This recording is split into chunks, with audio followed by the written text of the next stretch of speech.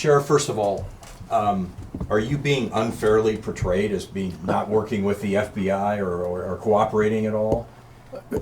I'll say this. For someone to say that we're not working with the FBI or that the sheriff is stopping evidence from going up, that's just crazy. That's ludicrous. Why would I not use the FBI and their free services? What's frustrating to me is, as you know, at our press conference, I said, you know, we're done with press conferences. We got a lot of work to do, and so when something significant comes up, we'll be there. So I've been a little silent, and I get it. People are asking more and wanting to know, and I want them to know. But there's a process here that we have to safeguard in this investigation, and you're not going to know everything. But so I kind of ignore the white noise, right?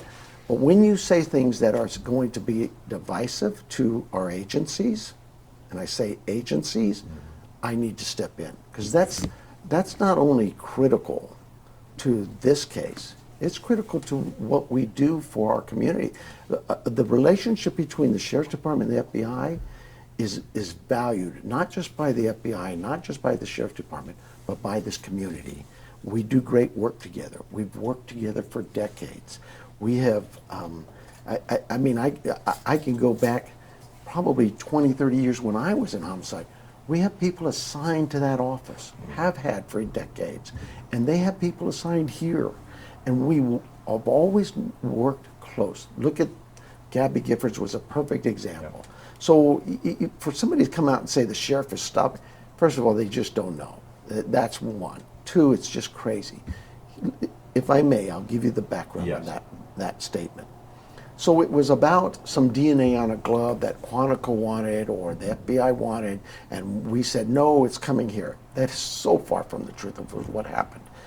This case started on Sunday afternoon for us. Yep. By Sunday night, into the early hours Monday, my team had collected all the biological and all the physical evidence at that scene to suggest that, oh, they left stuff there, they did a bad job. That's just ludicrous, and that's an insult to my team. We've processed crime scenes for decades. We understand the rules of evidence and how to protect a crime scene. We left the crime scene because we had everything we saw as evidentiary value. We had county attorneys come out and do those things. The FBI joined us when? Not days later that's been reported. That day.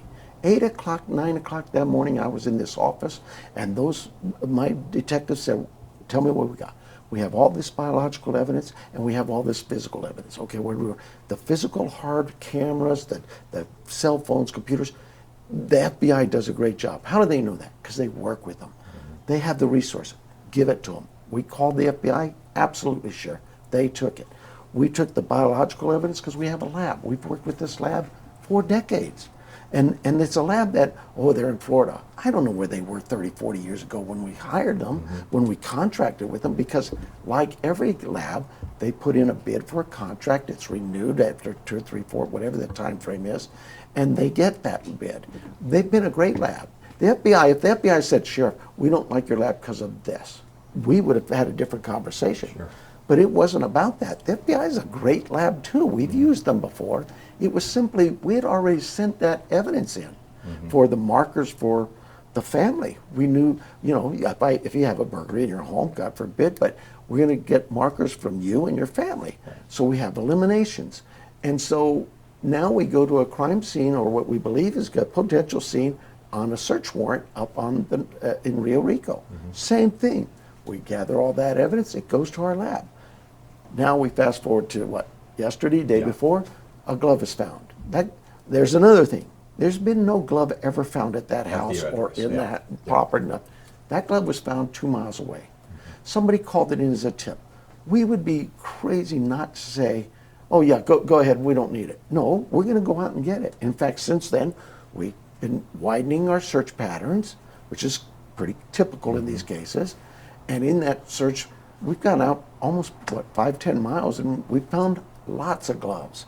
But we have prioritized that. I don't want people to sit there and say, oh, there's a glove, they got too many. No, call us. Right. Let us do. Yeah. So that glove was found. The FBI said, well, we can send it to Quantico. I said, well, we could, but here's the thing. all of our DNA evidence is already at our lab.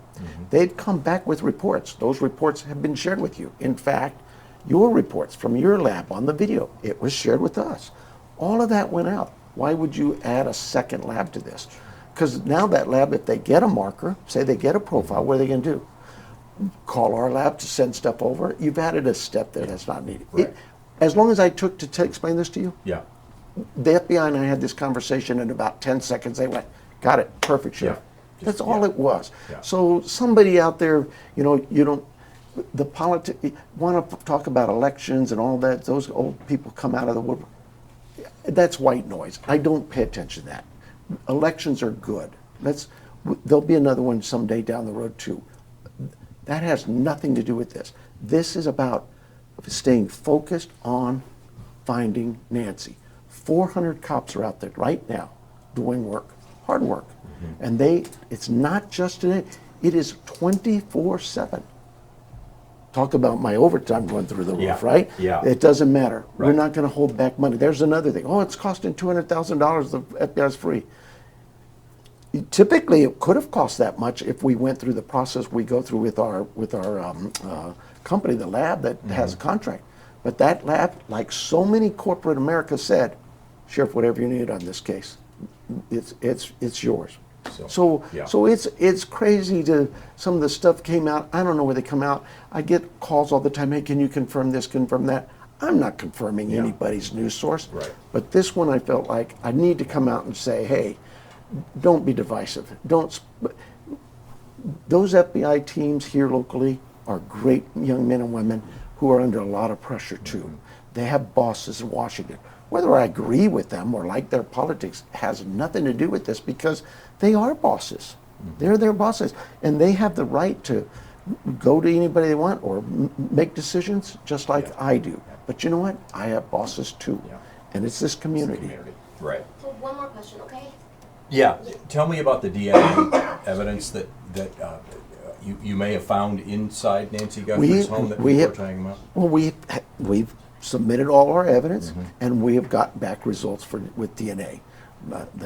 That's all I can speak to. Yeah, and you're then gonna run, Absolutely. off of that. Absolutely. Off of that.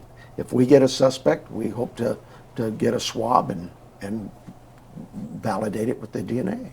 Are you making progress? Do you You feel know, like you're making progress? the biggest key right now for me, the biggest piece of evidence right now was that video. That I looked at that, you looked at, people say, oh, they held it for days. We held that video for less than 2 hours. It was just like, and the only reason is you got to send it to Washington, get approvals, all those things here. But we knew that's key. It's got to get out there. And it did, and we generated in an hour's time almost 5,000 tips. You've got over 30-some thousand tips there from between the FBI and us, and it's growing. And that was 2 days ago. It might be 40, 50. We want those. We need those. Yeah. That's what keeps us going. I can't say enough.